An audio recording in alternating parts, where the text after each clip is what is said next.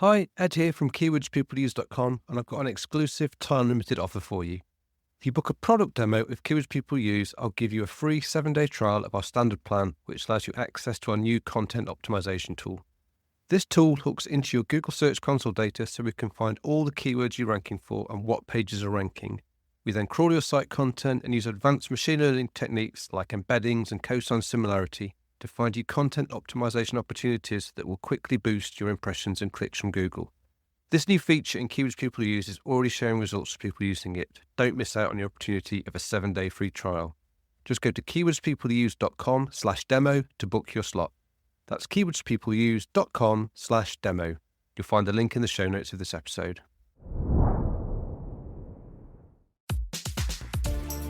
Hello and welcome to SEO is Not That Hard. I'm your host Ed Dawson, the founder of the SEO intelligence platform keywordspeopleuse.com, where we help you discover the questions people ask online and then how to optimize your content to build traffic and authority. I've been in SEO and online marketing for over 20 years, and I'm here to share the wealth of knowledge, hints and tips I've amassed over that time. Hello, welcome back to SEO is Not That Hard. It's me here, Ed Dawson, as usual. And today I'm going to be dedicating an entire episode to something that I'm quite surprised I haven't done already.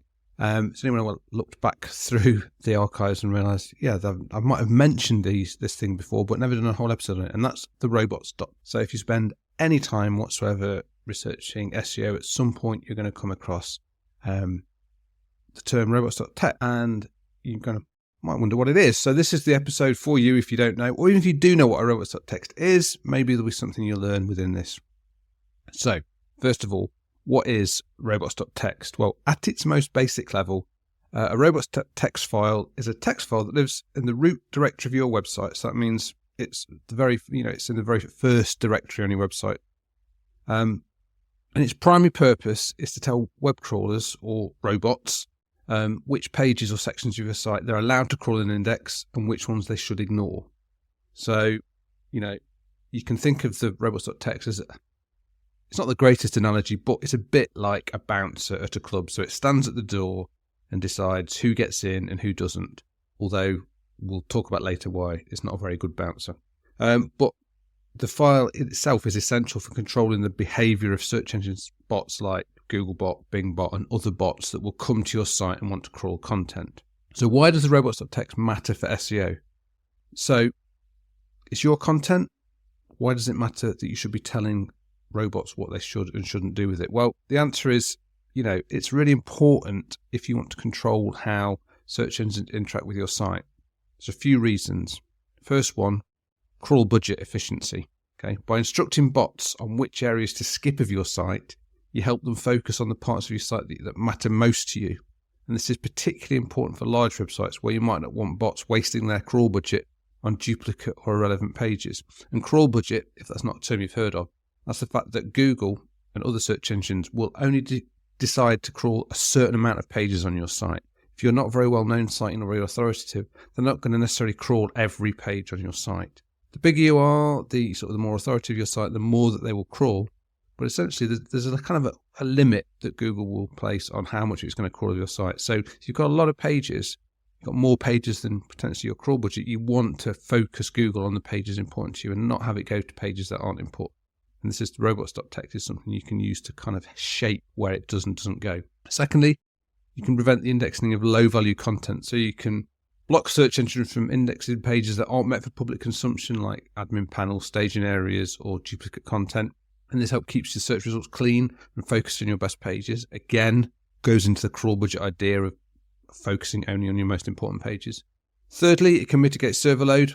If you allow bots to crawl every little page, you can end up with bots spending more time on your site than actual real people, and you can put strain on your server. So, you can use the Robots.txt to help make sure they only go to the right places and don't spend too much time getting stuck in loops and that kind of thing. And fourth, security considerations. Robots.txt isn't a security mechanism, but it can deter casual snooping by web crawlers from indexing sensitive directories you might not want to be indexed in search engines. However, you must remember that the Robots.txt is publicly accessible, so anyone can read the Robots.txt. So you don't want to rely on it for actual security, because we'll get to why there is a pitfall around this. So let's look at those pitfalls, those common mistakes and the pitfalls. First of all, if you don't do it right, you can block important pages. One common mistake that you quite often see is where people will get their robots.txt wrong, and they'll actually block the crawlers from crawling the pages they want. So if you have a blog directory, say a /blog directory, and then you mistakenly include a disallow directive on that blog directory, none of your blog posts will appear in search results. And that's not what you want. Secondly, using robots.txt as a security measure is a common mistake, because you can't rely on it on web crawlers actually following all the rules that you set in your robots.txt. All the big ones, all the ones like Google, Bing, all the serious ones, the big well-known ones should, and probably most of the time, do follow the robots.txt directive, because they're going to get in a lot of trouble and a lot of flack if they don't. So you can rely on the big services to follow the directives you give in robots.txt, but not everyone will. You will find some people will come and crawl your site and will ignore your robots.txt and will just crawl everything. These will be people that might be wanting to take your content and repurpose it, or have other reasons where they're just ignoring the robots.txt, because there's no law that says you have to follow robots.txt, and many won't. So if you really want to hide something, then you need another mechanism that will actually A, hide it, or B, enforce that hiding that content from whoever you don't want to see it, because you will get people who will try and hack you. It's just a way of life. Get in the file. You want to keep your robots.txt simple. They can get very big. Complex rules can lead to unintended consequences where, you say one thing in one rule and then another rule that contradicts the original rule. You can get yourself in a bit of a twist there. So you want to keep it as simple as you possibly can. The file should be clear and easy for both humans and robots to understand. And fourth, not testing changes. Any change you make to robots.txt should be tested. A simple misconfiguration can lead to your entire site being de-indexed, and I've seen it happen. So you can find tools we've actually got a tool that's one of the first SEO tools we created. It's called Robots.txt, and with that you can actually submit your file. You can just give us the URL to your file, or you can paste a sample robots.txt file in, and we'll run through that file, check the rules, and then give you a full rundown of whether that is what it is doing in written in human language, and then B, also if we see any errors in it, so you can check that. So robots.txt. I'll put a link in the show notes. So you're going to make a robots.txt. What are the best practices for creating robots.txt? So first of all, like I said before, keep it clear. So keep it simple, keep it clear. Write straightforward rules. Now, I'm going to read some of the rules out here. It's probably not going to be the best way of doing it because it's a podcast. But for example, a very simple one would be user-agent : *, which is saying all user agents. And then you have the rule disallow : /admin/, which says don't go to the admin directory. You're not allowed to go to the admin directory because you don't want people crawling that. And you might have the next line will say disallow : /staging/. And that's saying don't go to my staging directory. I don't want you looking at the staging content. And the next line would say allow : /. And that's basically saying allow everything else. So it will follow these rules in order. So it will follow the disallows, but then it will say, right, I'm not allowed here, I'm not allowed here. Everywhere else, I'm allowed. You want to update regularly. As your website grows and evolves, keep your robots.txt file up to date. Review it periodically to ensure it still aligns with the current site structure you've got and where you do and don't want things to go. A great thing to put in there, probably going to be the subject of another podcast, is putting in sitemap directives. You might have heard of a sitemap.xml. That's like a list of all the pages on your site in an XML file. In your robots.txt is a place to put a link to that sitemap so that a robot can come along and you'll see a sitemap link to the XML file that is a sitemap for your site. So that's a really handy place to put that so that that crawler can come along and go, all right, here's where the sitemap is. I'll go and grab that because that'll tell me what everything on the site that should index is. Fourth, be specific when necessary.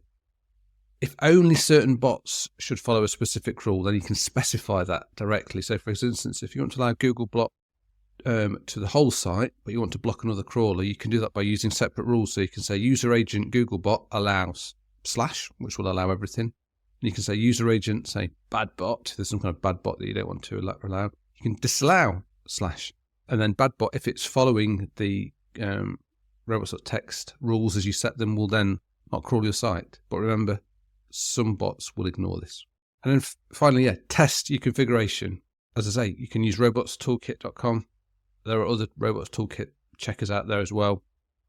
Always check your Robots.txt with one of these tools to check that it's not doing something that you don't want it to. So, hopefully, if you've never heard of Robots.txt before, you've now got an idea of why it's an important thing to have on your site. It's essentially that little gatekeeper that can just say, yep, here you go, you can go here, you can go there, I don't want you to go here, don't want you to go there. It's like a little person signposted.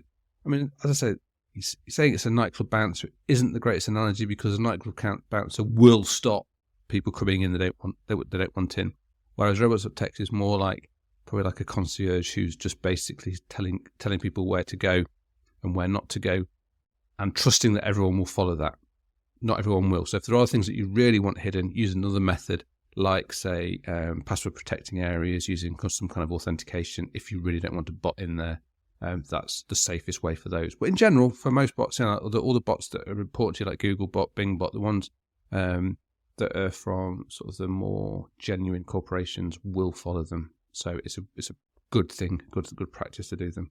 And as I say, the place to go if you want to check your Robots.txt is robots.com, and you'll find information on there about Robots.txt itself, where you should use it, when you should use it, and also how to test it. So go and take a look, and link in the show notes for that. So that's it for today. And remember, until next time, keep optimizing, stay curious, and remember, SEO is not that hard when you understand the basics. Thanks for listening, it means a lot to me. This is where I get to remind you where you can connect with me and my SEO tools and services. You can find links to all the links I mentioned here in the show notes. Just remember, with all these places where I use my name, the Ed is spelled with 2 Ds. You can find me on LinkedIn and Blue Sky, just search for Ed Dawson on both. You can record a voice question to get answered on the podcast, the link is in the show notes. You can try our SEO intelligence platform, Keywords People Use, at keywordspeopleuse.com, where we can help you discover the questions and keywords people are asking online, post those questions and keywords into related groups so you know what content you need to build topical authority, and finally connect your Google Search Console account for your sites so we can crawl and understand your actual content, find what keywords you rank for, and then help you optimize and continually refine your content with targeted, personalized advice to keep your traffic growing. If you're interested in learning more about me personally or looking for dedicated consulting advice, then visit www.eddawson.com. Bye for now, and see you in the next episode of SEO is Not That Hard.